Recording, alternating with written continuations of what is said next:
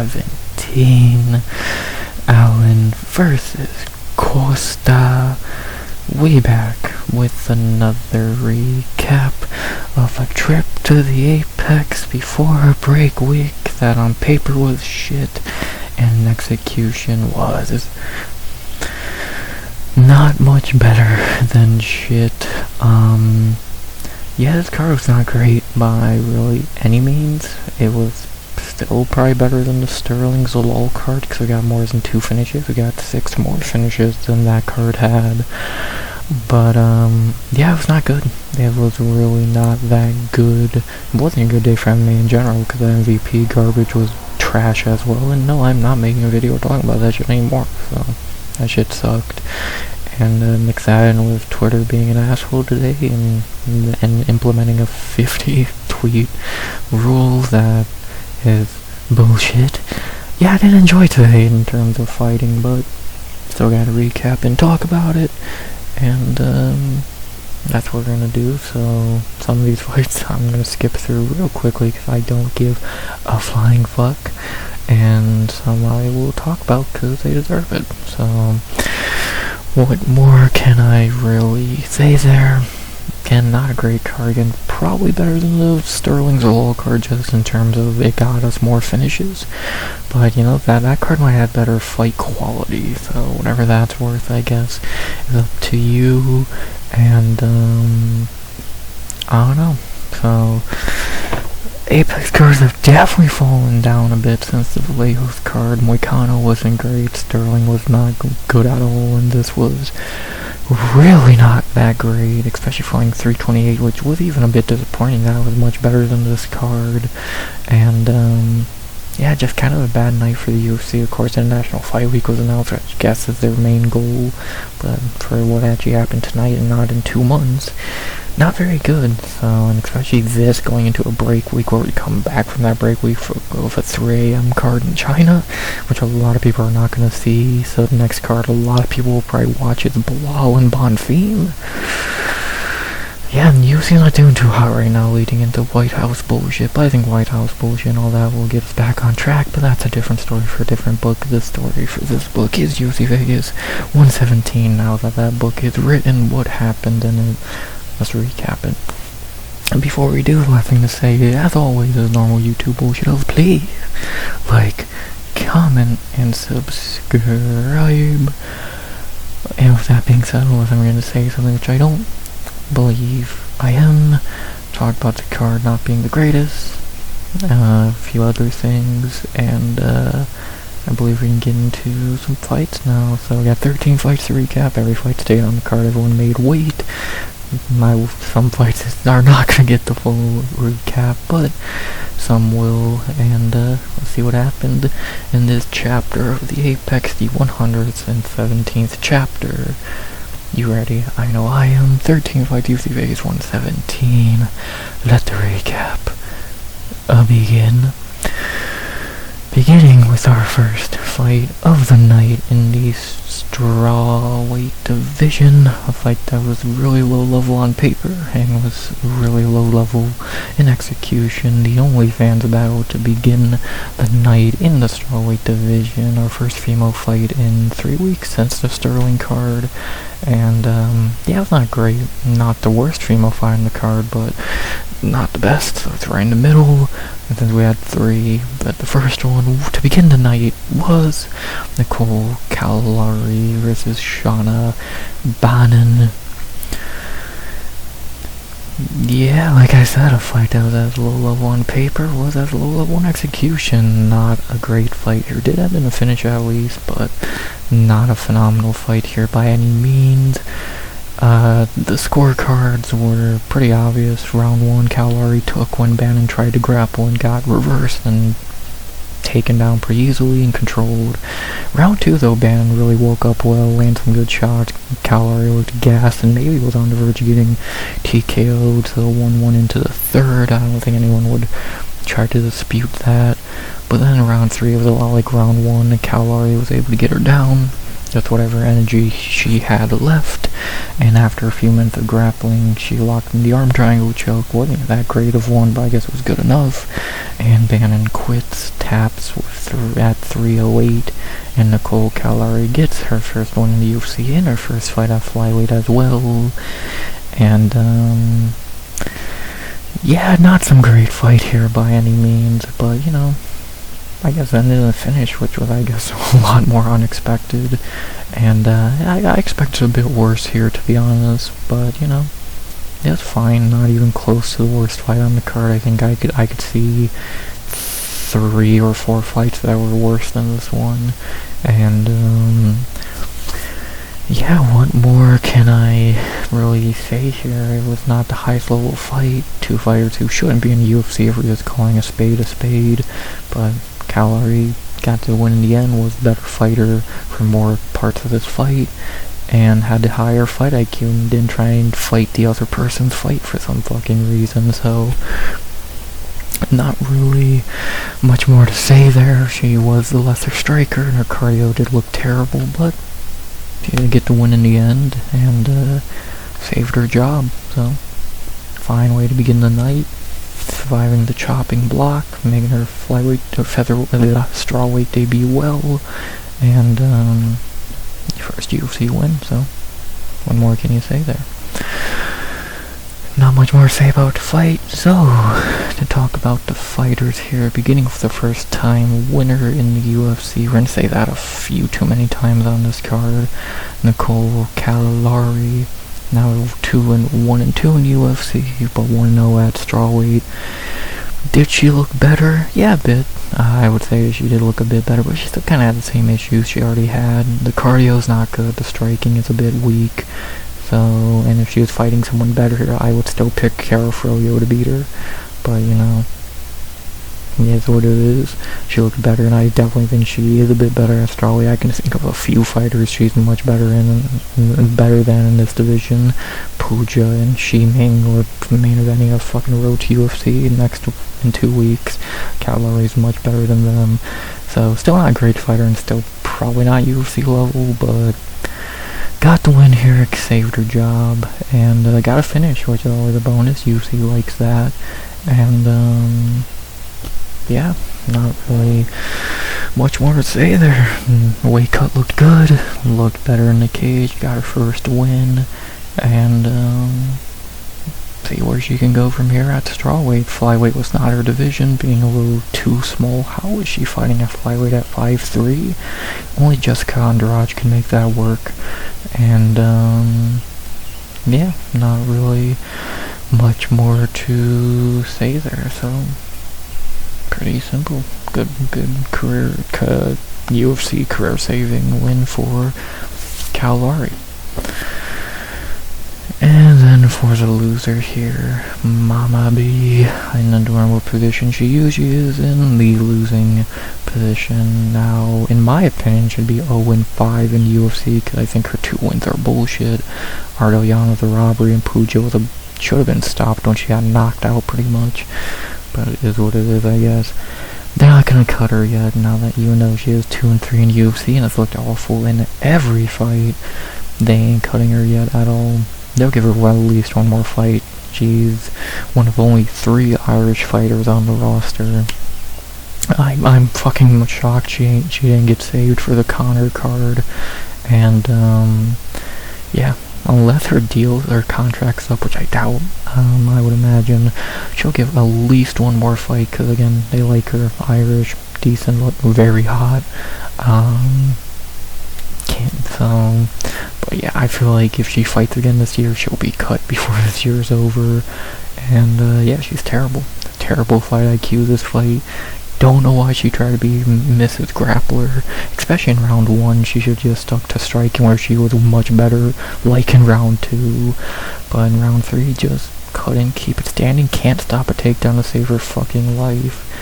And L is an L, so see if she gets another opportunity. I'd be more than shocked if she got cut, so she'll probably get another shot, and she'll probably lose again. So this was a very winnable fight for her, to be honest, and she blew it. So see how she bounces back from this if she gets another shot, which she probably will. And for right now, back to OnlyFans, bitch, cause you fucking suck.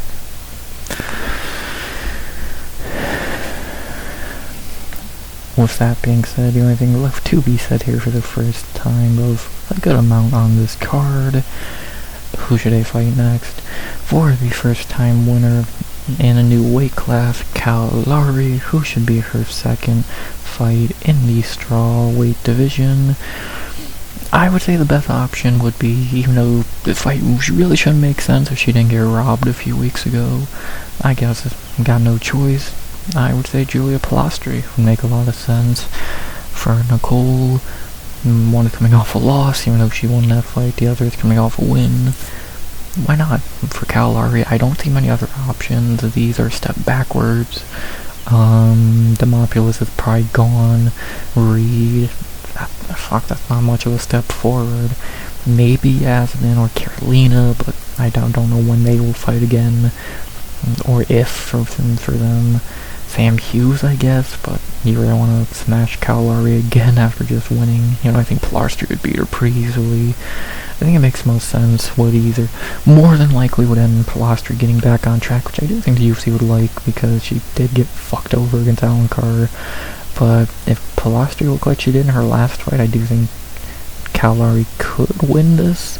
So, you know, either Kalari can move to 2-0 in strawweight, or Pilastri can get back on track. So that'd be a good fight. They don't train together, at least that I know of, and see no reason not to do it. Probably an alright fight, even though it would probably just be a normal Pilastri fight where she has to stop takedowns for 15 minutes, but I think she would be able to do so and win, but gotta book it to find out, so book it and find out. So Kalari and Pilastri, that's my vote. I think that makes the most sense, so do it.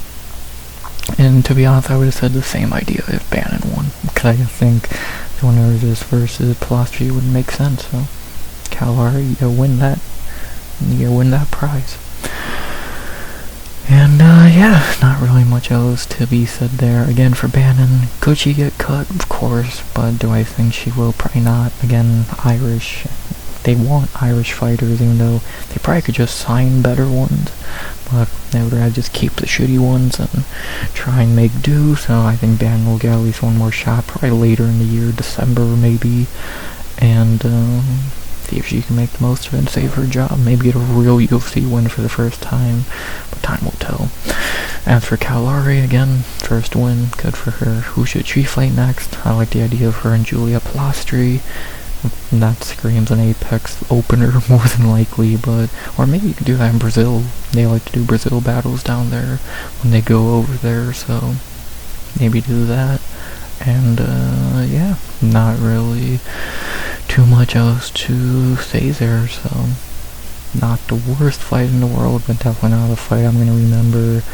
Bannon sucks. Kalari, it's not still, I don't think Kalari's that good, but she was able to be better here for more parts of the fight and get the finish in the end, and she keeps her job, so good on her. Got to finish at least. If this would have went to decision, it would have been a lot shittier. Finish saves a bit, and again, not even probably top 3 worst fights on the card, so nothing more to really say there. Good win for Kalari in her strawweight debut, and see if she can make some noise down there. Bannon, she'll probably get one more shot because she's Irish, and not very much else to say there for that OnlyFans battle. Both of you get back to OnlyFans because you're not that good, but at least Kalari got the win, so maybe you can get back to training for a bigger fight. So not very much else to say there. Fine fight to be in tonight, and perfectly whatever. Not a fight that's good, not a fight that was bad. Perfectly whatever. A fight levels better than Ronda and Carano. And then after that we get to the one of a few fights that really pissed me off and did not give me who I wanted to be on the chopping block. God damn it. As we had our second fight of the night, our first male fight of the night, a fight that was okay-ish. Some people were talking about it like it was some barn burner. It wasn't. It was a perfectly okay fight. And we had our second fight of the night, the first fight I'm not going to waste a lot of time on, because no time should ever be wasted on this shit. Enough time was wasted watching it. We have in our second fight of the night at flyweight between the two worst on the roster in that division, Luis Gurule versus Daniel Barres. Well, Spain, you can't buy a win lately. With Joao Alvarez losing, and then now Daniel Barres. I don't know which loss is more embarrassing, Alvarez getting thrown around like a bitch, or Daniel Barres losing to shitty Gurule. Not much to say here. For 15 minutes, Gurule dominated, 30-27 across the board. Not much of a debate there. And just not really much of a debate or anything to be said here. I'm not wasting time talking about Luis Gurule being a winner or who he should fight next. I don't care. He's so shit. And for Daniel Barres, cut him. I think this was the last fight on his contract, I heard, and you lost to Luis Gurule, so that's a cuttable offense no matter how many fights you got on your deal. And good riddance. So you can keep challenging Diego Lopez for the worst chest tattoo in MMA. You might be winning it, because at least his makes a sentence. I don't know what the fuck yours says. And maybe someone on the regional scene can read it, because that's where you're gonna be. So get the fuck out of here. Cut Barres. Gurule's terrible, and I'm gonna pick against him 100% his next fight, because I don't know any flyweight I would pick him to beat. And not really much more to say there, so can beat a can. Sadly, Gurule stays, and Barres can get the fuck out. Sorry, Spain. Maybe stick to... Are you good at soccer? I really would be your top sport, or whatever your top sport is. It ain't fucking MMA. Have they ever had a good fighter? Next question. As we go from a terrible male fight to another, the Gurule fight wasn't terrible, but shut up. We go to a fight that was much better. The females definitely carrying the beginning of this card, but they're so bad, As we had in our third fight of the night, the highlight of the prelims for the weirdest reasons possible. We had in our third fight of the night, back at strawweight for a much better fight, and the weirdest finish of the year so far. We had in our third fight of the night, back at strawweight, Alex Ardoyan versus Baliana Viana. Well, this was the weirdest finish I've ever fucking seen. It was a submission win. I fucking told you Ardoyan would win by finish. And, she did, in the weirdest way possible. She dominated round 1, taking it without much issue. For some reason, round 2, she wanted to be a grappler, got to fight down, but Polly just wrapped her legs around her and kept her there for like 3 minutes, until eventually Ardoyan stepped her leg over on, into Viana's foot, inside. I'm still not sure how it worked, but she pressed down and kind of just made Polly submit herself. I forget if it was the knee or the foot. I believe it was the knee, and Polly tapped. And again, I know I'm explaining it terribly. Go watch it and find out what the fuck I'm talking about. Apparently it's called capsule lock. Never heard of that in my life, and Tapology is calling it a calf slicer, which I don't think it is, because we've seen a calf slicer before by Charles Oliveira. That's a lot different. This was a new one, and fucking only in the Apex, man. The weirdest submission I've ever fucking seen. And go on Ardoyan, man. Of course, getting a bonus for this, which how do you not give her a bonus for pretty much creating a goddamn submission? And, yeah, what more can I say here? She could have just kept it standing and won pretty easily, but instead she somehow got a crazy finish. She said she saw it on Instagram. I've never seen that fucking clip, but she just made it for herself, and Crazy. What more can I say? Viana the dumbass and Ardo Jan's a genius. So, yeah, and I got the finish prediction half right, so I'll take it. You could've won by knockout, bitch. And, what more can I say there? So, again, this is the one thing on this card, no matter what, I'd say go back and watch, because it's, I know I explained it wrong. Go fucking see it, and, yeah. Weirdest submission I've ever fucking seen, so what more can I really say there? Only in the Apex. To talk about the fighters here, beginning with the now on a 3-fight winning streak winner. That is insane to say. Alice Ardoyan, now 3-2 in the UFC. In my opinion, should be 4-1. And yeah, I would say she's in line for a ranking opportunity. 3 wins, 2 bonuses, created a goddamn submission. I saw someone say this on, I saw someone say this. It's actually insane how Ardoyan entered the UFC as a pretty terrible fighter, and is now actually getting better. It's like, she's actually not terrible. Her striking's alright, her grappling's fine, it seems. Cardio's good. It's fucking insane that she's actually turned into a pretty alright fighter, but she has, and now she's on a 3-fight winning streak, and I think you can make a real case for her fighting a top 15 opponent. So, which is, again, batshit insane to say a year ago, when she was 0-2, but a year later, she's won 3 in a row. Are they good wins? No. Again, if that's what you want to point out, no, her wins are shit. Dos Santos sucks, Ruiz sucks, Polly's stupid. But wins are wins, and we're gonna find out. I would imagine she's gonna get a step up next time out, and we might be talking about Alice Ardoyan in the top 15 before we fucking know it. So I've seen crazier shit, I've seen dumber shit happen, and what a career turnaround for Alice, man. Respect her. She's winning these fights legitimately, sometimes in the weirdest way fucking possible, and 3 in a row. Should be 4-1 in the UFC. Give her that top 15 shot, man. Never thought I would say that about Alice fucking Ardoyan, but she's earned it. What more can you really say? As for the loser here, Polyana Viana, who has only earned her walking papers at this point from the UFC, now 4-8 in her UFC career. God, she sucks. She's now earned her walking papers and a hurt knee, so ain't that great. Yeah, cut her. Same thing I said after the Amorim fight, I stand by here, cut her. She should not be in the UFC anymore. She shouldn't have been in the UFC after the Morin fight. She shouldn't have been in the UFC after the Veronica Hardy fight.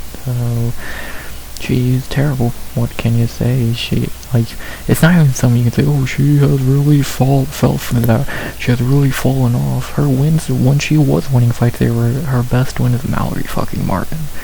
She has no good wins. She's fucking terrible. And none of these losses she has ever been close. Yeah, she's losing to good fighters, but badly. They're not competitive fights by any stretch of the fucking imagination, and it's time to cut her. There's literally no reason to give her another shot. You have fighters who are hot, and you have a fighter who dated Piera, so the two things that are keeping her in the UFC, you already have, so cut her, let her walk to PFL, or fucking Netflix, or OnlyFans, and just cut your losses. The UFC wanted her to be something, clearly giving her this much fucking leeway, but she just isn't. She sucks. And time is time. What more can I say? That should be all for Polyana Viana in the UFC. Still some of the best tattoos in the UFC, I won't lie.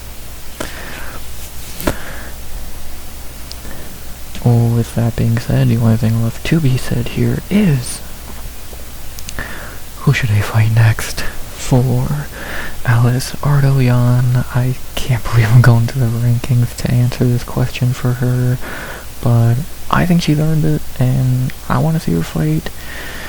The still questionable why she's even ranked. Mizuki. To be honest, I think Ardoyan has earned a ranking more than Mizuki, and have him fight for it. Why not? If Mizuki doesn't come back anytime soon, maybe in the August China card. I think that's where they're going, right? Yeah, look at Ardoyan has earned the opportunity, and it's really the only ranking fight that would make any sense for her, because I would say Angie, but she's booked at the moment, and you're not going to have Ardoyan fight anyone higher than that, so Alice Ardoyan and Mizuki, and no bullshit, I'd probably pick Alice there. Nothing Mizuki's bad, but I've been more impressed with Ardoyan than I was Mizuki and Samoram, so I see him fight for that number 15 ranking, so I wouldn't even be shocked if on Tuesday with the update they gave Ardoyan number 15, because he's kinda earned it, again, more than Mizuki did, so we'll find out. I'm very fucking intrigued there, and never thought I'd be giving Alice Ardoyan top 15 fight idea, but here we are. With that being said, not really much more to be said here. Again, for Brianna Cutter, again, her career highlights are Colby Covington, Alex Pereira, and being hot.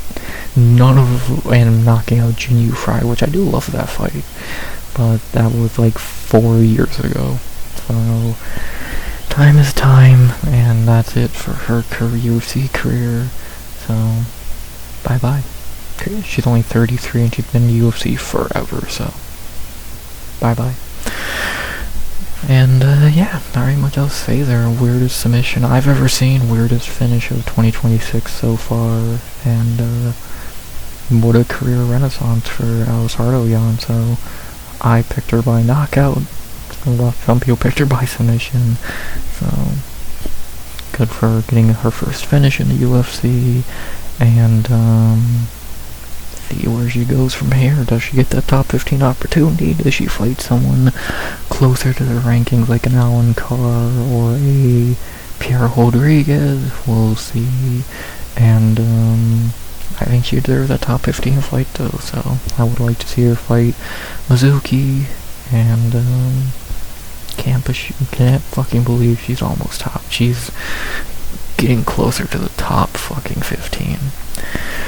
This sport's insane. It will never make sense. Just like a submission. And great win for Ardoyan. Deserved bonus. Crazy win. And 3 in a row. Give her her top 15 shot, man. Not very much else to say there.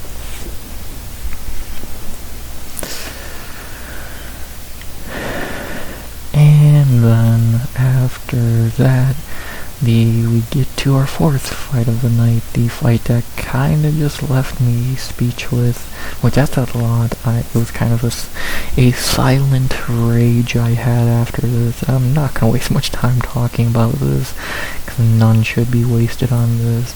As we had our fourth fight of the night in the middleweight division.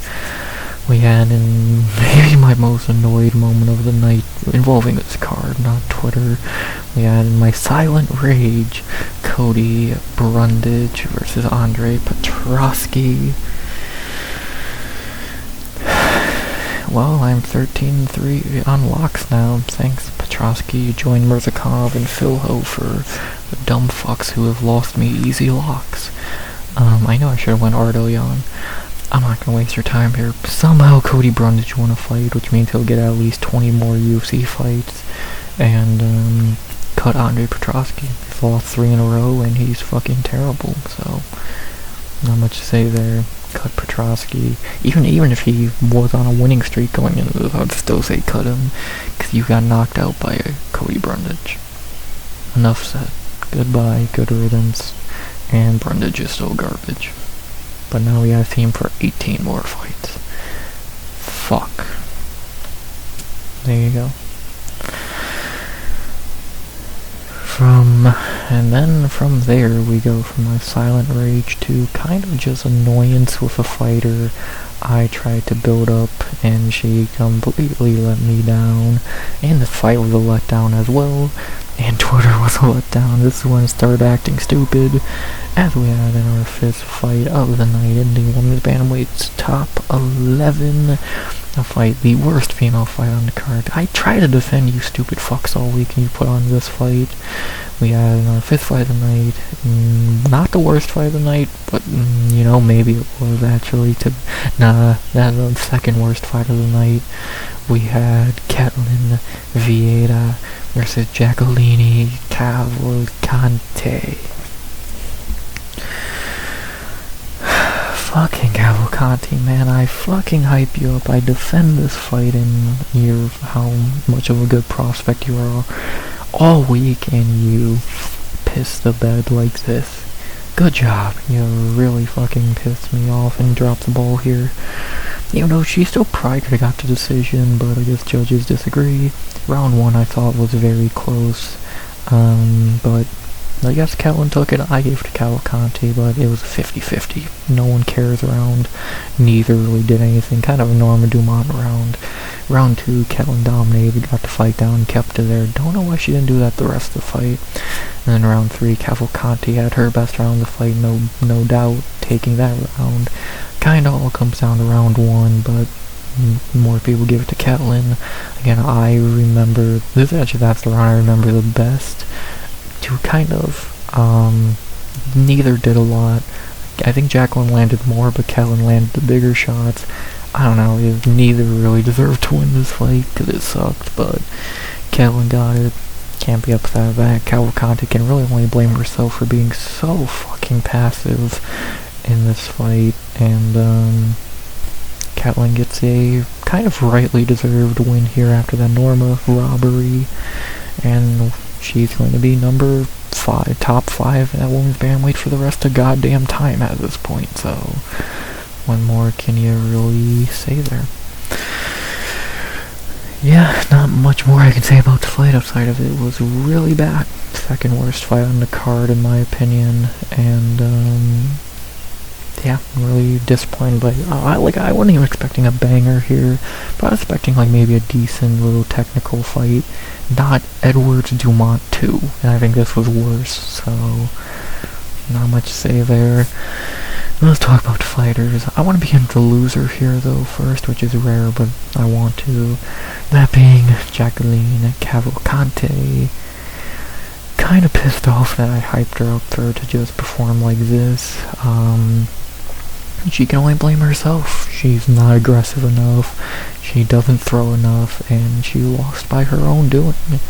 So she tries to do that Norma Dumont idea of being super fucking passive and thinking that's gonna win you a fight, and it isn't. It just fucking isn't, so she can only blame herself for this loss, getting fraud checked here, and now we know she's not that good. She'll still be the bottom of the top 15 because the division's so shallow and shitty that she'll still beat a lot of fighters in it, but yeah, she's completely been lapped by Eileen, Edwards, Montague, and Bia. Fucking Carol Hosa might beat her, and she kind of just dropped the ball here.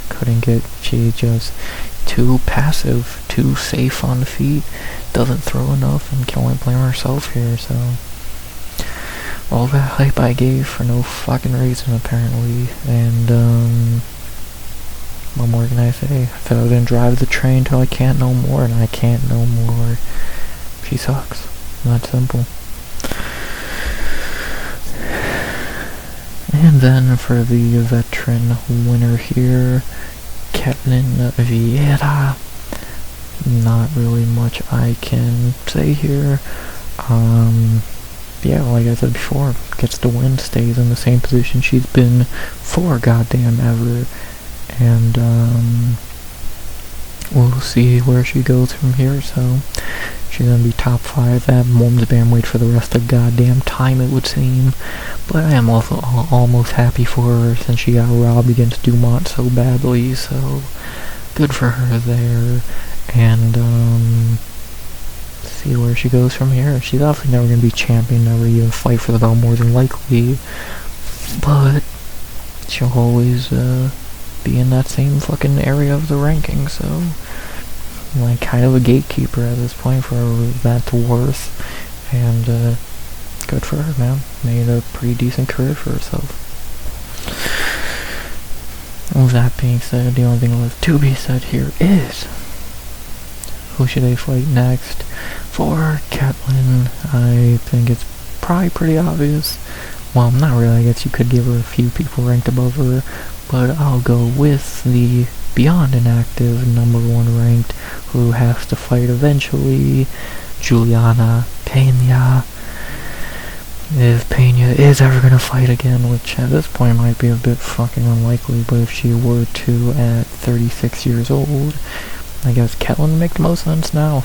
Kind of been a few people who would have made sense, but now it would seem to be Caitlyn. So, and my reasoning is Raquel can fight Yana, Jocelyn can wait for the belt and wait for the title shot, Norma can fight Eileen, and everyone under that is kind of meaningless in this debate. So, Caitlyn and Pena, I think it would make sense. So, do it. You can do that.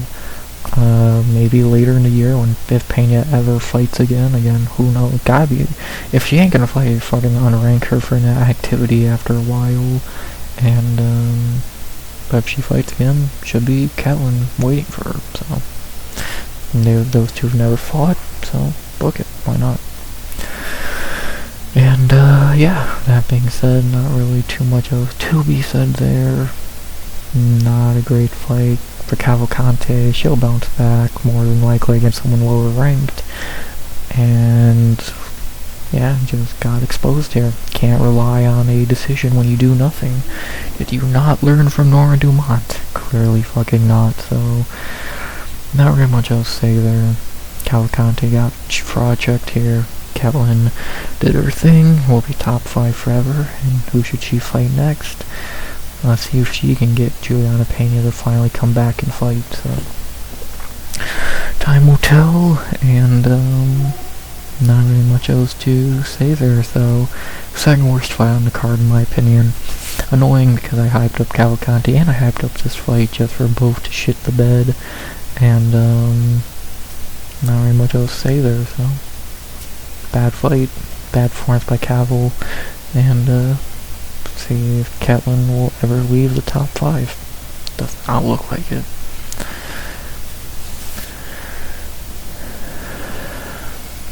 And then after that we get to our co-main event of the prelims, the second best prelim on the night in execution. We have the double debut, double undefeated fight that was actually kind of one-sided and okay, I guess. We had in our co-main event of the prelims, the second best prelim on the night after the fact, at lightweight, both debuting, both undefeated. Hugo had to go. We had Tommy Gant versus Artur Minev. Pretty dominating performance from Tommy Gant here. Kinda just ragdolled Artur for as long as it took him to finally break him in TKO in round 2. After just a round and a half of riding Minev, he finally got him flattened out and TKO'd him from back mount and got the pretty decent win here. So good shit by Tommy Gant. Really impressive performance. Good cardio, and he again kind of just would not let go of Artur and did his thing here. Dude looked good. Dude looked really good against a guy a lot of people are hyping up, even though he sucks. And good shit by Tommy Gant here. What more can I say? Pretty one-sided, pretty nice finish. Second best prelim on the night. Not much more to say there, so let's talk about the fighter here. The winner here. Not much more to say about the fight. To start with the fighter, beginning with the winner here, Tommy Gant. Now 12-0 at 33 years old. Dude's good. Dude seems to be pretty fucking decent. Looked good here. Dominated again, just like on Contender Series. And this dude might be something. Still haven't seen really any striking from him yet, but His cardio looks alright. His wrestling's great. And, yeah, we'll see where he can go from here. So, he likes to be active and has not had a long career, but 12-0, dude could be a legit prospect. And, see where he goes from here. So, looked good here, showed some more good things than we saw in Contender Series. DC actually did pretty good commentary for this fight, wasn't super biased. And, see if Gant can be a legit prospect. Looked like one here, that's for damn sure. Someone who did not look like a prospect, though, is the loser here, losing his O in his debut. Artur Manev, falling to 7-1 now, and taking his first loss. Like, a lot of people are gonna make the excuse, oh, he was on no camp. We'll see. We'll see if that holds true in the future when he does fight on a full camp. Maybe he will look better, because just going off this fight, this dude fucking sucks. So, we'll see if he can bounce back on a full camp and look better, because again, just going off this fight, he looked pretty shitty, so. Well, I gotta give a dude benefit of the doubt to an extent, but yeah, not a good debut. Looked pretty bad. And with that being said, not really much else to be said there. Sadly, I really don't got any fight idea for Gant. I had looked through the list. The best idea I could come up with was Jane Malarkey. I wouldn't mind seeing that, but we'll see if they go with that or what way they go with Gant. He'll probably fight again pretty quickly, didn't take really any damage here, and he likes to be active, so won't be shocked if we see him within a couple months. And depending on how quickly he fights, we'll see who he can fight. So lightweight has a lot of options, and we'll see which option they go with. So excited to see him back, hopefully sooner than later. And yeah, it might be a legit prospect, man. Dude looks good. Dude has looked really good so far, so see how good he really is in the future. So pretty simple there. And again, for Manev, we'll see how he bounces back from this. This next fight will tell you everything about him. If he's actually good, or if he actually good and there's no camp actually fucked him over, or is he terrible and this was just a precursor. We'll find out, and not really much else to say there. So, fine fight, good finish, good debut performance by Gant, and just seems like a legit prospect. Let's see if he can keep that up, and hopefully we'll see him again pretty damn quickly. Second best prelim on tonight. Good shit.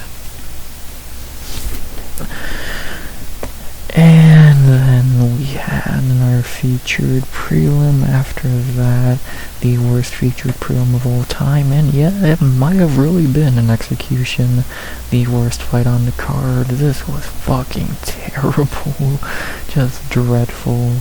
As we had in our featured prelim in the light heavyweight division, a terrible fight. Light heavyweight could not buy a good fight tonight. We had to end the prelims with a dud on paper and even more in execution.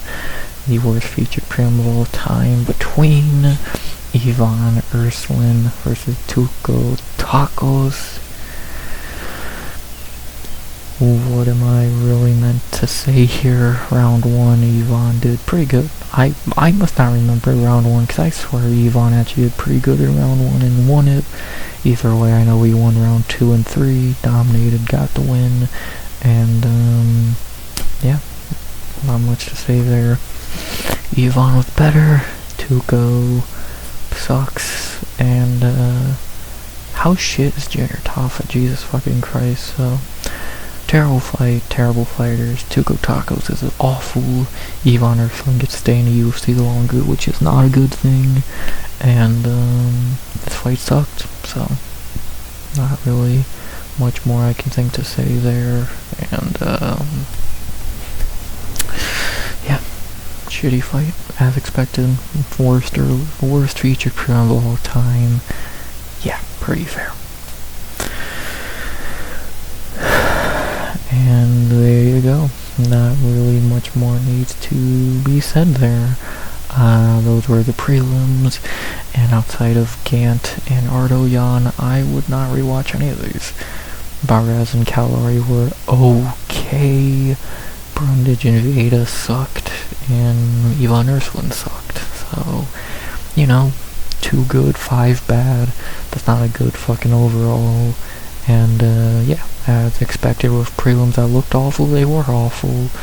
And, what can I really say there? So, pretty self-explanatory there.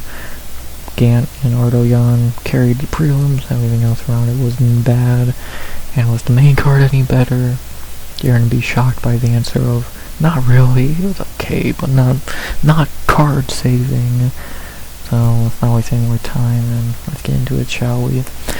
Beginning with the main card opener for UFC Vegas 117 in the welterweight division, a fight I got wrong. God damn it, I gotta stop trying to be smart when I'm not. We had our main card opener to begin UFC Vegas 117, the main card, with a kinda whatever fight. I was not really thrilled with this fight, so it kinda sucked. We had to open the main card, Chaos Williams versus Nikolay Veretennikov. Well, I did say this fight was either going to be a Nikolay surviving win or Chaos would land a big shot, and guess which one happened? Chaos landed the kill shot and put Nikolay down, so he finally was able to hit him after a few minutes. Nikolay could never really recover, and Chaos gets the TKO. Great. So, Chaos is still fucking terrible, but he landed the shot he needed to land here. And that was that, so great. Not really much else to say there. Let's talk about the fighters real quick. For the winner here, getting his first win in like 2 years, Chaos Williams, now 7-4 in the UFC. I still think this dude sucks. Really 6-5 in the UFC because Bedoya is debatable. Actually almost his first win in exactly 2 years. Yeah, this dude ain't good. I don't know what you want me to say. He just hits really hard, and I'm not impressed with him. I don't think he's that good, and he just hits really hard. So he's just welterweight well-maker, pretty much. Yeah, what am I meant to say? Do we already know this dude can never do what he did here against anyone actually good, because he's failed to every time. And, what more am I really meant to say there? So, shitty fight, shitty fighter. He's not Rumble Johnson. He's way worse than Rumble even was at welterweight. He hits really hard, and that's it.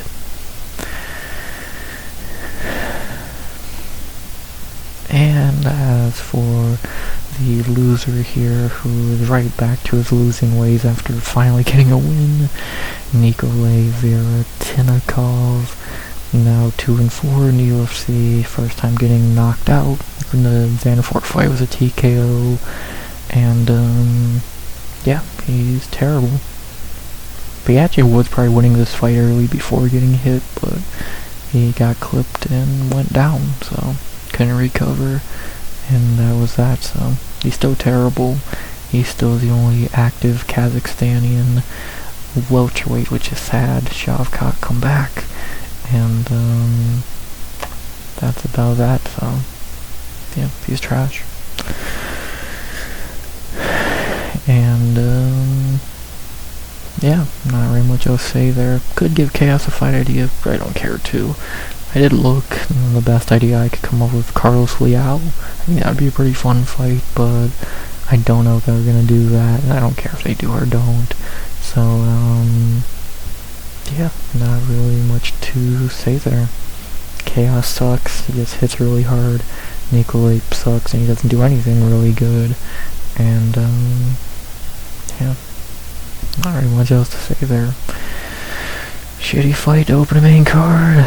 Knockout was not even close to Chaos's best knockout. And, that's about that. Cool. Kobe is still the only chaos I loved, right? But then the main card really did start, and it was with something I enjoyed thoroughly. I loved every second of this fight. As in the real main card opener, at least when it started, with something good. We had our second fight of the main card in the bantamweight division. A fight I loved every second of, brought me so much joy. We had in our second fight of the main card, first good one, Bernardo Sopai versus Timmy Kwamba. I fucking told y'all a few things here, that Sopai is really good. It's really good to see him back, and Kwamba's terrible. So, don't fucking listen, do you? Round 1, Sopai dominated, ended the round on Kwamba's back, almost getting a rear naked choke, but not enough time. So, round 1 he still took pretty easily. Then round 2 he dropped Kwamba pretty early, beat the living shit out of him for like a minute. Probably should have been stopped there, but referee let him fight, and eventually Sopai got back on the back and locked up the rear naked choke again, and Kwamba tapped out. Bernardo Sopai is back, getting his first UFC finish, looking even better than he did against Torcios, and yeah, I love to see it, because I think Sopai is really fucking good, and I thought he showed that here pretty well, so beautiful. A guy I don't like got beat up, and a guy I like got a nice win, so I see nothing bad about this fight. I loved it. Sopai should have got a bonus here, but, I guess if someone had to miss out on one, I guess he would be the one to get shafted a bit, but it is what it is, and, yeah, not very much else to say there. I love this fight. Let's talk about the fighters. Beginning with the winner here, hopefully staying active after this, Bernardo Sopai. Now 2-1 in the UFC. Obviously, we all remember that loss was to Vinicius, but he's really bounced back and looked good since that fight, beating Ricky and Kwamba now. Sopai is good, man. Sopai is really good. I would pick him to beat Vinicius in a rematch, to be honest. Like, he's that fucking good. And I was thinking about this the other day, that how many times has a fighter got knocked out in like top tier highlight fashion and actually bounced back? Like, in all the top knockouts you can think of, Terry Adam, Overeem was never really the same after Ngannou, like, whatever knockout, fucking, Ben Askren and Mbakasangani, those guys never bounce back and actually do anything after the knockouts, after I just live through those knockouts. But Bernardo has actually made himself a career after that Vinicius knockout. It's good to see, because the dude is really good. And we saw that from the Vinicius fight, when he gave him one hell of a fucking fight, just on no camp, and that was kind of peak Vinicius. He just wasn't better on that night, but since then he looked good. Again, Torcios and Kwamba are not great wins, but dude's pretty fucking good from that Hamza camp with Felipe Lima, who's kind of fallen off. I think Kuchitaladze, Josephine Knudsen. So Sopai's really the only one standing still from that camp, but he's really good. I really can see a top 25, top 30 bantamweight here with him, and all he needs to do is stay active. Like, I would like to not see him take another 1.5 year layoff, but we'll have to wait and see if he does or doesn't here. So, not really much more I can think to say there. And good to see him back. Looked even better than I thought he would. Back, and maybe even better than before. Says a lot. Well, not really. Dude's 25, so almost expected. And then as for the loser here, I don't have much to say here, because what there to say for Timmy Kwamba, Timmy Twilight, now 2-3 in the UFC, getting finished for the first time in the UFC, and almost the first time in his career. yeah, this dude sucks. I don't know what you really want me to tell ya. Django Lee and Roberto Romero are terrible, and those are not ever going to show how bad Kwamba is. Like, they kind of put a bad, an overachieving look over Kwamba, that he actually could win fights and be decent, when he can't. He's fucking terrible. He's just not a UFC level guy at all. I don't think he got a robbery win on Contender Series. He shouldn't be in the UFC. And I love seeing him get his ass beat here, so not very much else to say. My hate watch of the week was a success. With that being said, the only thing left to say here is, who should they fight next for the hopefully now being active Bernardo Sopai? I try to find him a pretty good fight. I really don't see the point giving him another tomato can with Chad and Hunger. So I think a good fun fight idea for him, and the one I would really like to see is Damon Blackshear. I think Damon, obviously coming off a loss, not like that'd be a pretty giant step up, and I'd like to see it. I would pick Sopai there. I actually think he is better than Blackshear, and I'd be down to see it. So book him. I was either gonna say that or Ricky Simone, but Simone might be a lot too soon for Sopai. So why not Blackshear? And we haven't heard from him in a hot minute. He's coming off a loss. He's fought down before. We'll do it. Sopai and Blackshear. I think it'd be a really decent fight. And I would pick Sopai there, to be honest. I actually think he's a better fighter, but let's find out. So not really much more to say there. With that being said, not really much more to be said there. For Timmy Kwamba, I don't give a shit what he does next. He fucking sucks. I wish they would cut him, but they won't. And for Bernardo, again, he looked great. Better than I even thought he would look. And who should he fight next? I'm down to see him fight Damon Blackshear. I think that'd be a good fight, good step up. And book it. So not really much else to say there. And hopefully this kid can stay active, because I think this kid has a bright future. He's really fucking good. And see if he can get a step up and fight like it. So let's see him against Damon Blackshear. I would love to see that fight. And not very much else to say there. So probably my favorite fight on the night. I love this so much. And good to see Sopai back. He's so good. Now stay active. And let's see him fight Damon Blackshear. Not very much else to say there. Great performance and great return for Bernardo Sopai, who still should have got a bonus, to be honest. And then after that, we hit the piss break of the main card, the worst fight of the main card in execution, and it wasn't on paper, but, you know, it still was a bad fight on paper. We had, in our third fight of the main card, in the light heavyweight division, a fight that was the worst on the main card, really underwhelming and not that good. We had a light heavyweight, the weight class that could not get a good fight tonight if they tried. We had Modestas Bukauskas versus Christian Edwards. Yeah, not much to say here. It was a Modestas Bukauskas decision win, which if that doesn't sound like a banger, I don't know what does. In round one, not a lot happened, but Buka did fight a bit better and took the round. And I'm not going to say in my opinion, because I watched the fight, I know he did. In round two, easily the best round of the fight for Buka, hurting Edwards and controlling. And then in round three, Edwards had his best round of the fight, having a few moments holding Buka on the cage.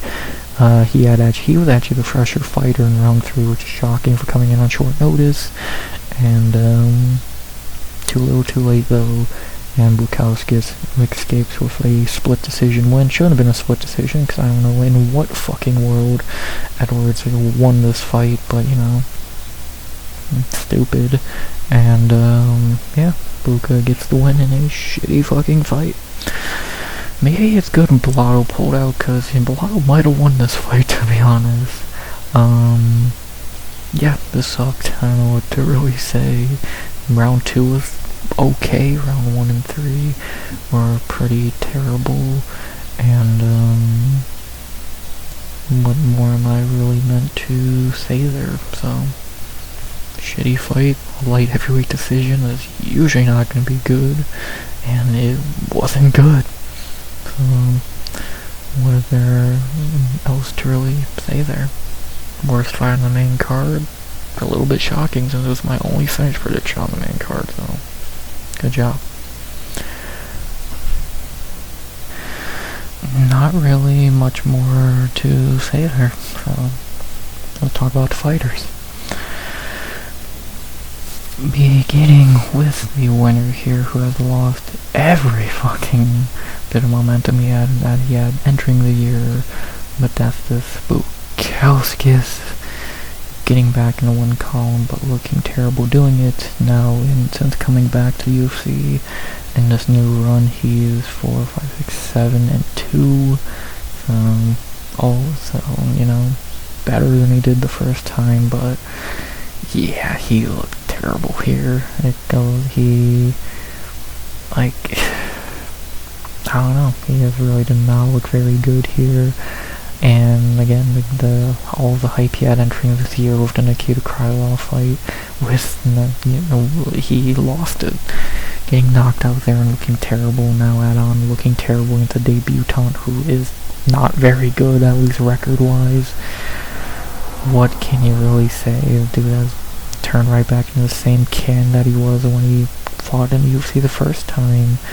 And that's about that. So I was high on the dude. I thought he was going to beat Krylov and get in the top 15, but at this point he's fallen right back to the can he was the first time, and I would really struggle to pick him against some unranked guys. So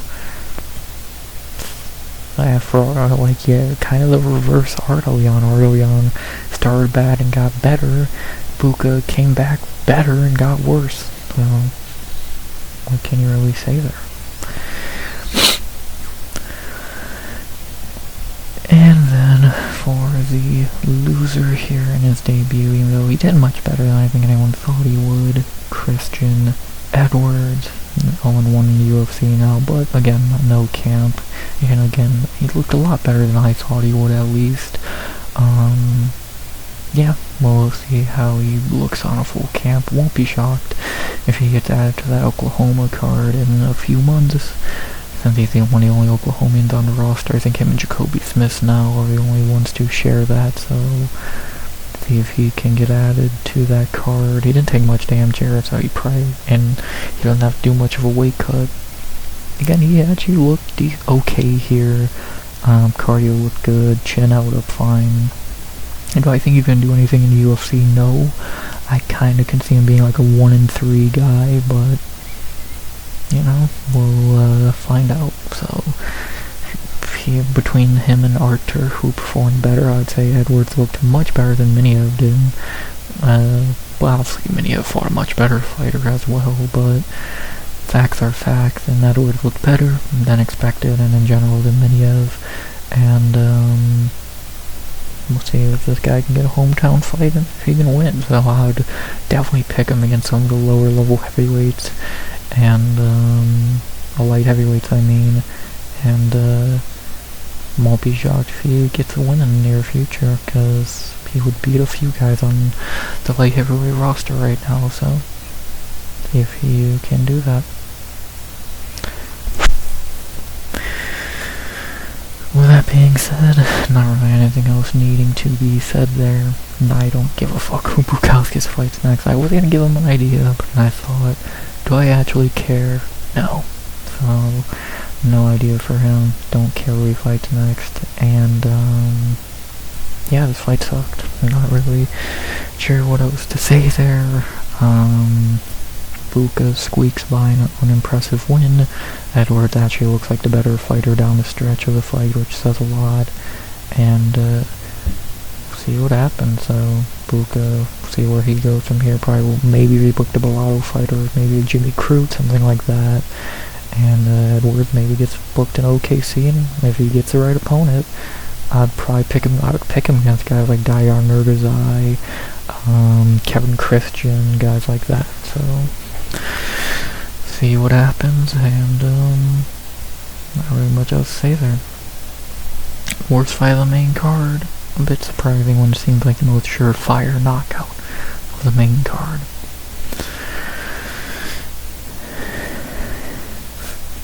And then, after that, we hit our big 3 of the card to an extent, and we go to our featured bout of the main card in the bantamweight division, right back at bantamweight for another good fight on this main card. They kind of took over this main card, as we had in our 4th fight on the main card, featured bout of the main card, a fight I told y'all would go this way, and y'all don't fucking listen. If I say someone's a can, they are a can, as we have in our featured bout of the main card, Juan Diaz versus Malcolm Wellmaker.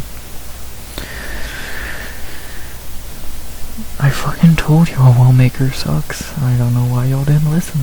I don't know why y'all did not listen. Juan Diaz dominated here en route to a pretty easy win. And a finish, no less, which, I don't know which one of those things isn't. The finish was pretty fucking impressive. And, kid looked good. Kid looked every bit of a 15-1 prospect, so good on him, man. Good on him. I told you. I fucking told y'all. 10%. 10 fucking percent of people were smart. I was one of them. And, what can I say? I told y'all Wellmaker sucks. In round 1, Diaz dominated, dropping Wellmaker late and kneeing him in the shoulder at the end of the round. Referee made a big deal out of it, even though it was not even a fucking foul at all. Diaz still takes the round. Round 2, he dominates some more, gets Wellmaker down, just easily beats him on the ground, until eventually wrapping up the RNC to get the tap and the win. So, not really much else to say there. He dominated Wellmaker, dropped him on the feet, destroyed him on the ground. It looked good. Peru back-to-back weeks for win have been a good one at that, with Carpenter and now Diaz. And, good on him, man. What more can I say? He looked good. He looked really fucking good here. And, yeah, what more can I really say here? Domination, and I told you so. Pretty simple. With that being said, let's talk about fighters. Beginning with the winner here, Juan Diaz, getting a big debut win as a giant underdog and a giant submission, now 1-0 in the UFC. And this dude looks good. This dude looks like a legit fucking prospect. 16-1-1, like well-rounded, trained by Brand Moreno. Striking is good, grappling is really good. Dominated Wellmaker here. What can you really say? So, he looked good. He looked really fucking good. And, he just seems like a legit prospect. His only loss is the guy who's going to be debuting on that Macau card in 2 weeks. So, you know, that's very interesting. And, what else can you really say here? I'm very excited to see Juan fight again because he looked great here. Again, Peru actually getting some good fighters now with Jose Ochoa, Juan Diaz both looking good over the last week. And, what more can really be said here? So, great debut performance, great win. Looks every bit of a 16-1-1 prospect, and yeah, pretty simple. Great performance, great debut. Kid looks good. Kid looks really good.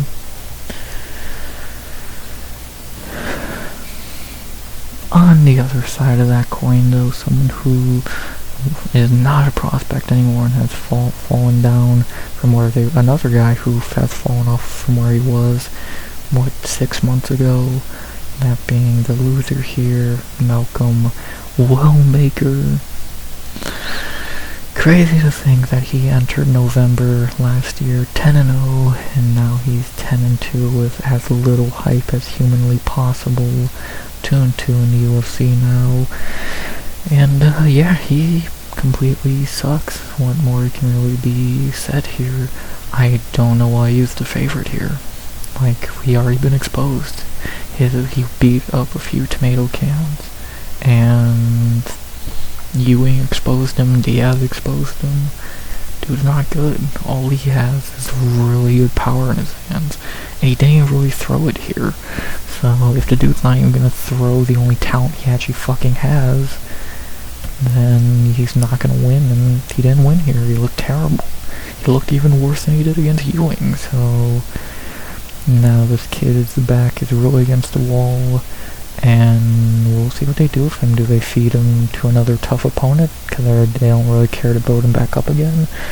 Or does he get a cherry-picked layup like a Carlos Rivera or a fucking Chad Ann Hellinger or some bullshit like that? So I think the smartest thing for a Wellmaker to do would be take time off. Probably don't fight until maybe in January of next year. Just take time off, try and get better. And depending on what matchmaking UFC gives you, either he will bounce back with a can crushing, or he will lose again and get cut. So from the highest of highs to the lowest of lows, from one of the most hyped prospects in the sport to now losing 2 straight and no one cares. I mean, he's done. He's a can. So I told y'all again, don't know why people are still living in 2025, making him the favorite here. He's not good, and we saw every bit of that proven here, so see if he can bounce back from this. And crazy how quick a prospect can fall. Like even guys like Talbot were able to bounce back. Not Wellmaker though. One more can be said there.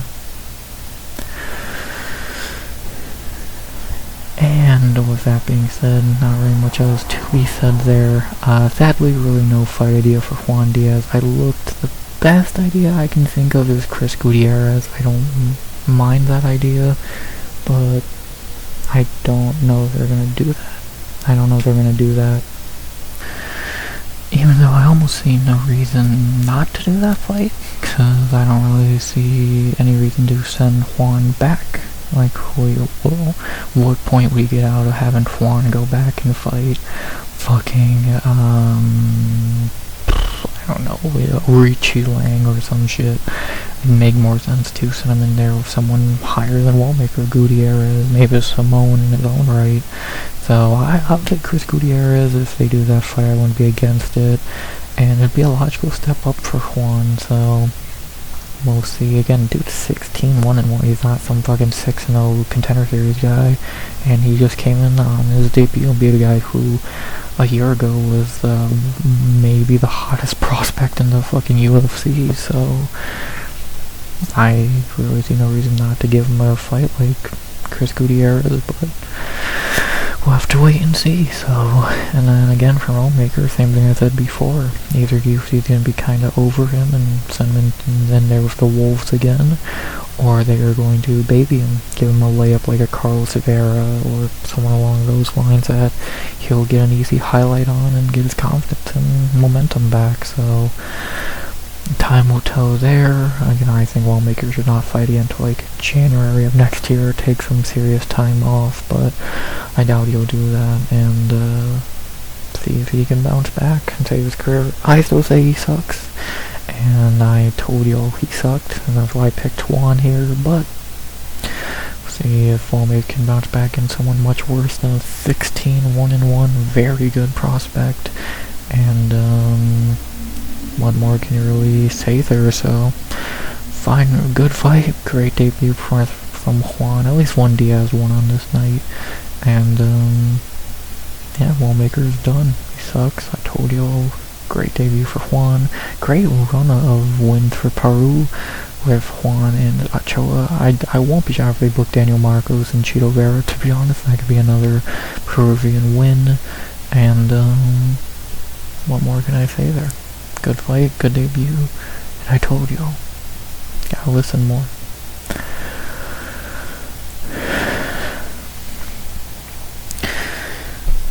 But don't listen to me on the main and co here, because I was every bit wrong as you can be, as we go into our co-main event of the evening of Fire of the Night winner.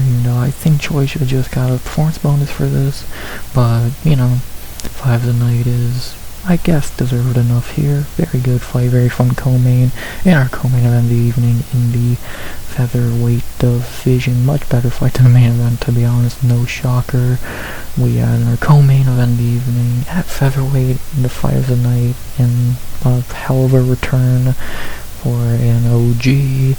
We have Do Ho Choi versus Daniel Santos. Hell of a fucking 8th comeback win for Do Ho Choi, coming back for the 800th time after time off and looking good again. In round 1, Daniel Santos beat the shit out of him, borderline a 10-8 round if he could have dropped him once, but Choi walked through the fire and was able to come back. Round 2, Daniel was a bit gassed and Choi kind of just went off on him. Was able to piece him up, break him down slowly before finally dropping him with a left body shot.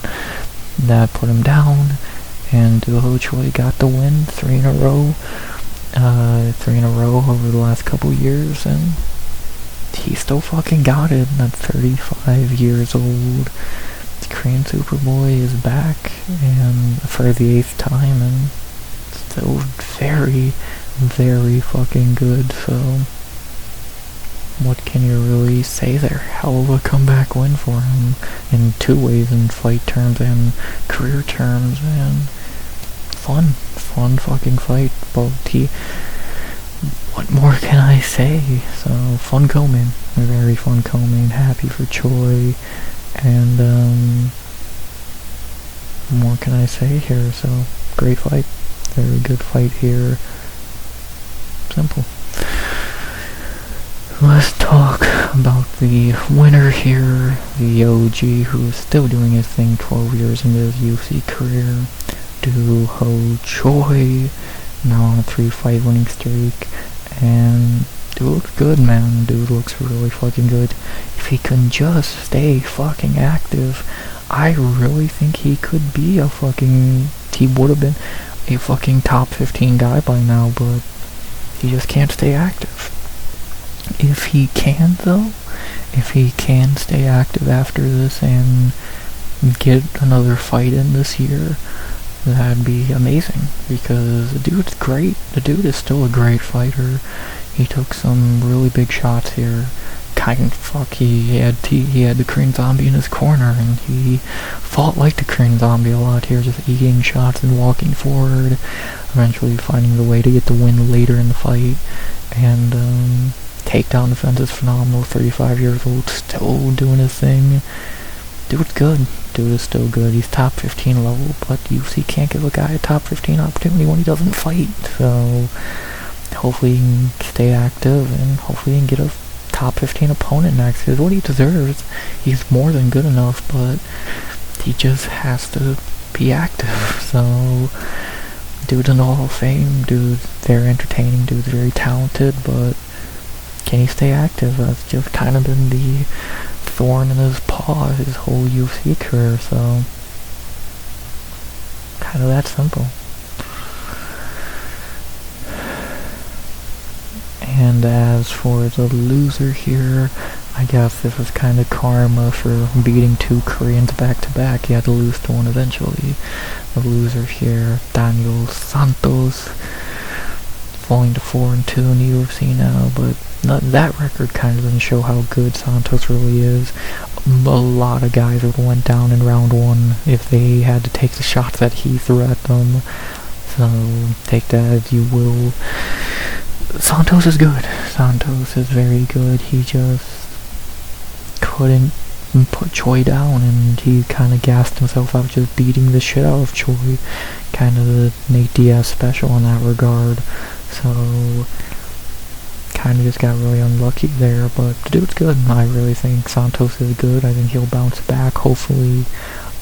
He doesn't become inactive again, and I think he can bounce back and win. Again, a lot of fighters who went down in round one with the shots he was landing on Choi, and hopefully Santos can bounce back in a relatively quick time and get back in the win column. So dude is good. Dude is very good. Just he couldn't put Choi down. So what more can you say? He fought really well, but Choi just won't go down. Crazy.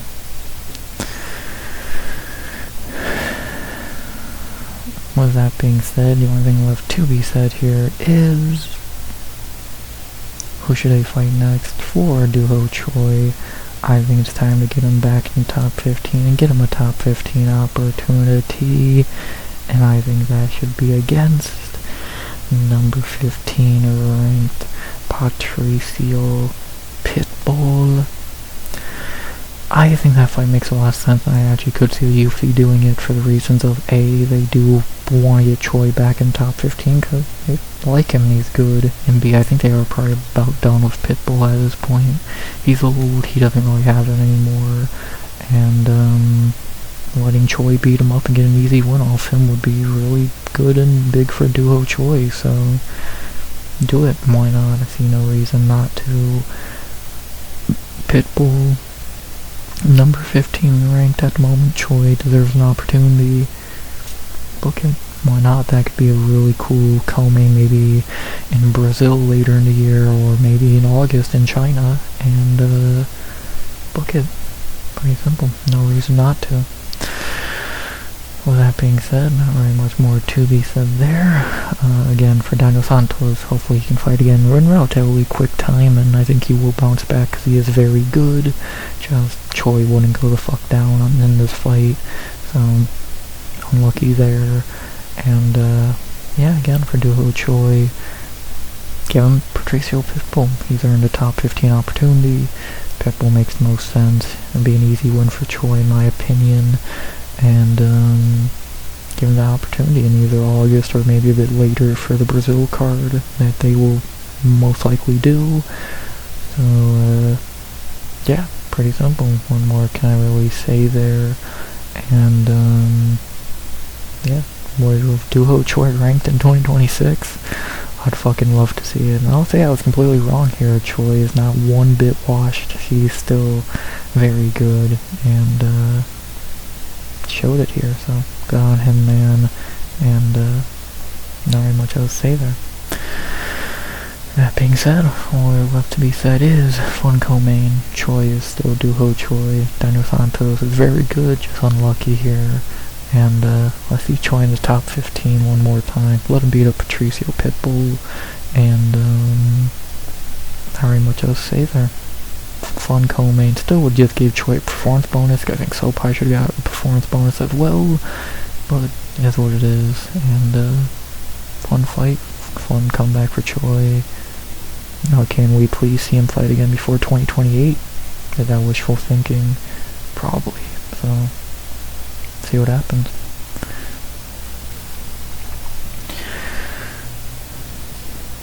And then all 12 roads lead to number 13 on this card, the main event of the evening.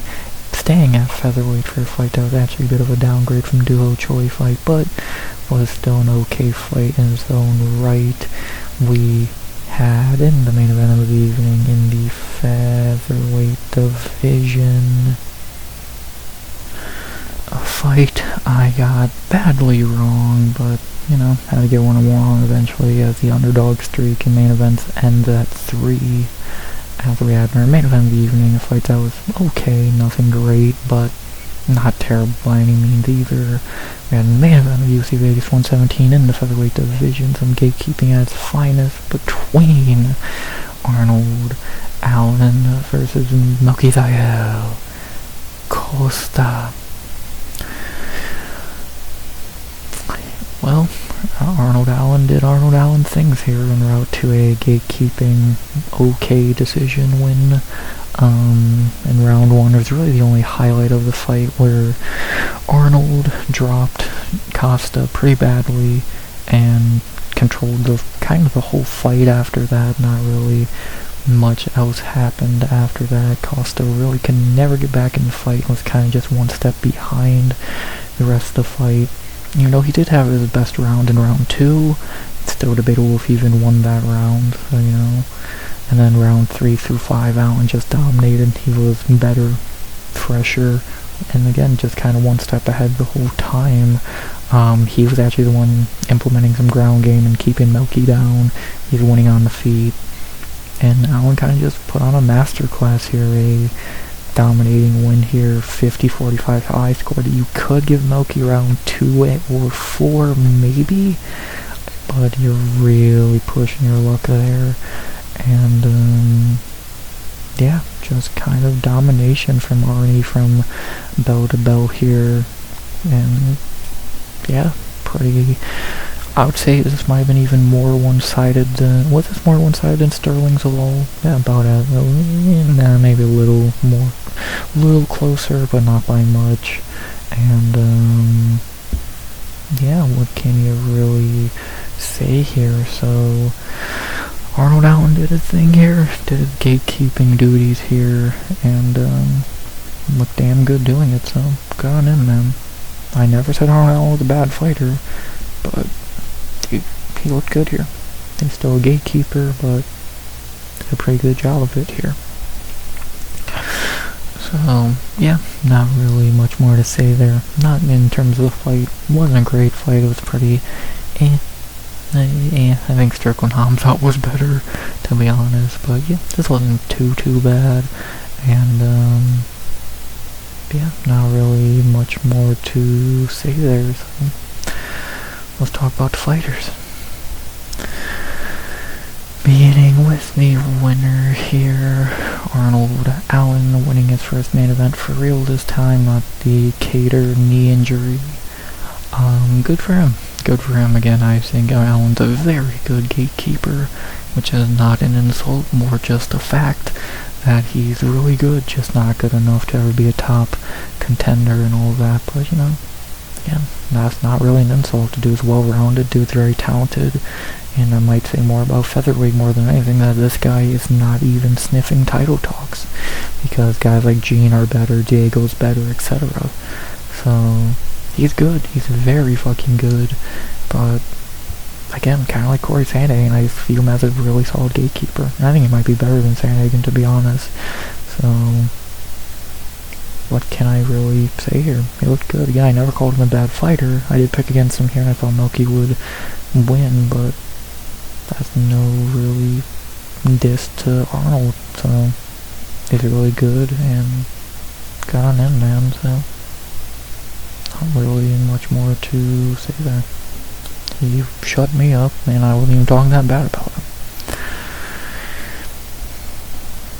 And as for the loser here, not really getting fraud checked, but, you know, we kind of learned how his place in the division here. The loser, losing his winning streak, Melquizael Costa. And that's his 6-fight winning streak up in smoke, but couldn't really lose it to a much better fighter. I think we kind of learned Melquizael's ranking here in the division. He's really good. He's a really good fighter, but he's a top 15 to 10 guy. He's not really any higher than that. Like, he's not on the level of Allen, Gene, Sterling would probably beat him, guys like that, but he could beat Zalal, he could beat, who else is ranked at the moment, guy like Pico, Pitbull, Onama pretty easily, so he's really good. He's a top 15 guy, obviously, but he's just not a top 10 level guy, so, which is not a bad thing, but it's just where he is at this point. So he still has some great wins that prove that to be true. Fili, Erosa, Sherrier, Ige.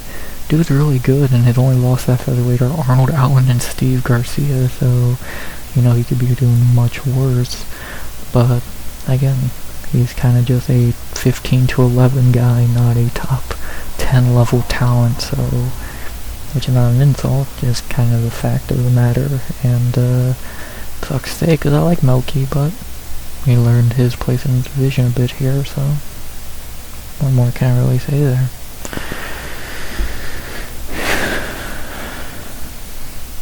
With that being said, the only thing left to be said here is, who should I fight next? For Arnie Allen, I would say this is a weird one because you kind of got a log jam in this area of the division. All of these guys need fights eventually, and what are you gonna do?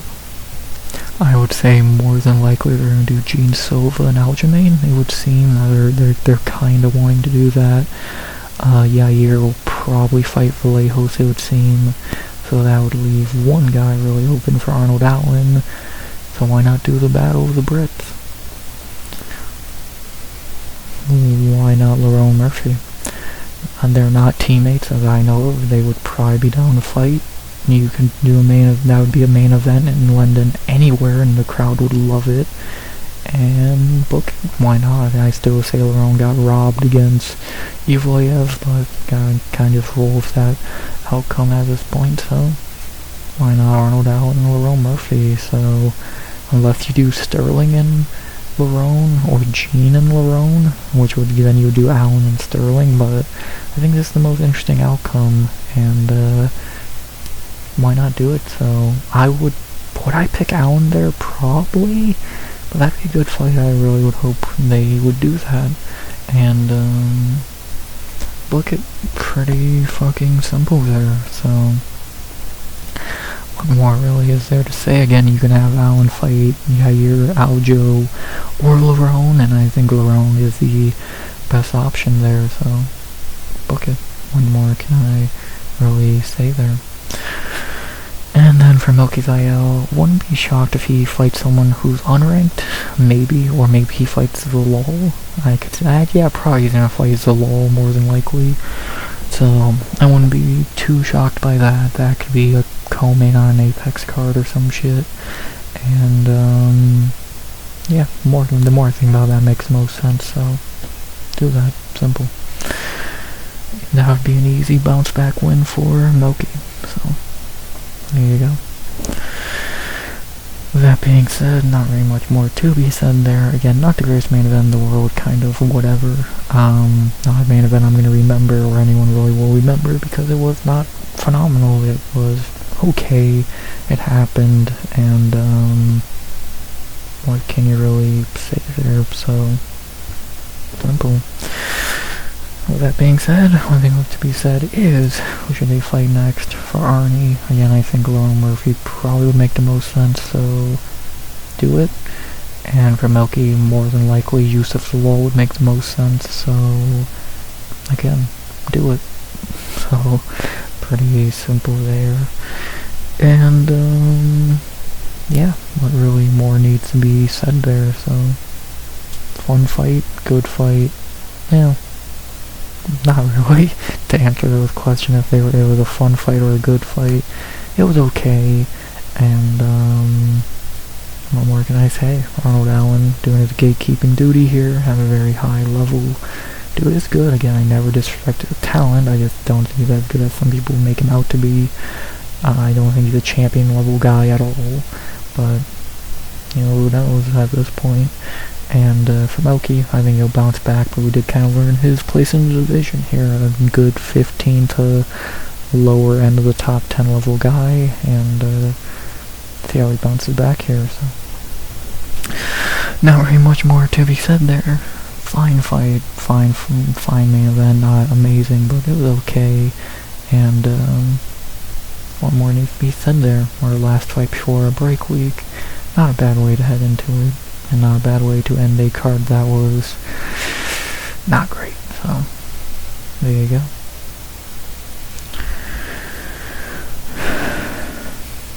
And with that being said, boom, and that was the recap. To go over my picks, how I did on picks, I went 5 of 13. No perfect, I think that's the first. 265. Owie. Yeah, took some O's here. Here, fucking Petrosky, man. Here. And here, so, you know, if I was gonna get a fight wrong on this card, it was gonna be a back-to-back, so I'm so happy with this pick, and I was really proud of this, but yeah, 5-13. I can't even figure out this was a robbery. None of these are robberies. So I'll take my lumps there. I'll take my O's, and not a great way to head into a break week, but maybe I need it because I did fucking terrible here. The bonuses for the card went to Diaz and Ardoyan. Fourth bonus, fight the night to Choi and Santos. I don't disagree with that sheet, but I would have still said Choi should have just got a fourth bonus in his own right, and Sopai should have got a fourth bonus to make it 4 POTNs instead of 2 in a fight night. But you know, again, if someone had to get robbed of a bonus, Sopai would be the best option out of Ardoyan, Diaz, and Choi. So is what it is. Next, if you missed a card, what should I say? You should go back and rewatch. I would say Ardoyan, just because that submission is still makes no sense to me. Gant, if you want to see how good he looked in his debut. Sopai was really good, and then you could watch the last 3 fights of the card. So, what's that? 3, 4, 6 fights? But not bad. Everything else I would skip. These were not really worth, not terrible, but I wouldn't really care to rewatch. Garbage. Nothing great there, and Buka was not good either, so I would just say Diaz, Choi, Allen, Sopai, Gant maybe, and Ardoyan, so there you go. Second to last and the best segment of all every week, my favorite, the chopping block. Who's on the block this week? I think it's a 3-headed beast this week that needs to go, and I think they're all in a row. Daniel Barrez, Poliana Viana, and Andre Petrosky, I think can all get the fuck out of there. I think no reason to keep any of them. You lost Luis Gurley, you've lost 4 in a row, and you lost Cody Brundage. So good riddance. Everyone else I don't think is going to get cut. Bannon, I doubt it, even though she should. Cavalcanti, no. Tuco, no. Nicolay, no. Kwamba, I wish. Edwards, no. Wellmaker, no. So, but I do think Petrosky, Polly, and Barres are out of here, so bye-bye. Good riddance. And finally, with all that done, the only thing left to ask is the most important of all. How would I rate this card? I actually forgot to do this on stream. I just thought of that. Ow. Oops, my bad there. But, if I had to rate this card, God, I gotta think about that. I'm gonna say a 4.6 out of 10 here. It kind of gives off the same vibes as the Sterling card after the fact, and you know, it was much better to an extent. I just really can't give this card a 5, so, but it was much better than the Sterling card, which got a 4. I'll say 4.6 out of 10. I think that's a very fair grade, maybe even a fairer grade than a lot of people would give this card. And yeah, I think that's a good grade. So 4.6, not the greatest, but you know, still probably puts it over at least like 4 or 5 cards so far this year, which is funny. And I just can't give this. I really would struggle to give this a 5. So 4.6, I think that's very fair, and there you go. So, and with that done, that's that for UFC Vegas 117, and that's it for our streak of cards as we head into a break week next week. Again, not a great card going to a break week with, but could have been worse, and there's some good on this card. Not the worst card of the year by any fucking means, and could be worse. So now we head into a break week, never needed or wanted, but I guess we have to do it. So next week, no fights, but I will still have 2 retrospectives out for you on Tuesday and Saturday. So a tough one and a contender series one, so keep an eye out on those. And yeah, next time we will be in breakdown recap mode. Will be for UFC Macau Song versus Figueiredo. We'll be breaking that down on Friday, obviously. We'll be recapping it on Sunday in 2 weeks. So, and plus we'll be recapping Road to UFC on Monday after the fact. So we got that coming up. That'll be the next time we actually see fights is on Thursday before that card. So that'll be interesting, and not really much else to say there. So sucks to go into a break week, but we have been having cards for I think 4 months straight at this point, so is what it is. And now we get into Macau week in 2 weeks, a break week this week. We'll be back, so see what happens, and try and enjoy a break week as best as we can. I'll still keep y'all going with some content, streams, and all that good shit. And what more can I really say here? So at least I finally learned how to use color after this fucking set of cards. The Macau card actually has some color in it, and see what happens. So that being said, not really much more to be said there. As I say, as always, hope you enjoyed the video. Please like, comment, and subscribe. As always, unless I'm going to say something which I don't believe I am. I think the only thing left to say now is to wave bye to the Apex and UFC for a week by saying, as always, RX out. Good vibes. Only